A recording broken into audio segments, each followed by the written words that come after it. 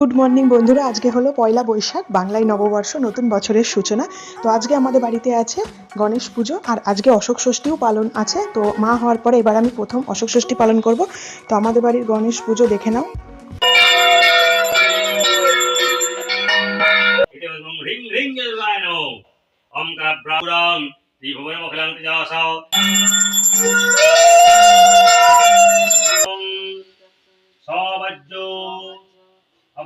বাড়িতে গণেশ পুজো হয়ে গেছে, তারপর অশোক ষষ্ঠী পালন করব। হাতে সমস্ত কিছু নিয়ে নিয়েছি, আর এটা একবারে গিলে খেতে হবে, দাঁতে ঠেকলে হবে না। তো অশোক ষষ্ঠী হয়ে গেল, তারপরে বাড়িতে যে গণেশ পুজো হয়েছিল সেই প্রসাদ খেলাম। মামনি কপালে দিয়ে দিয়েছে ষষ্ঠী ঠাকুরের সিঁদুর আর হলুদের ফোঁটা। তারপর নিচে চলে এলাম খাওয়ার জন্য।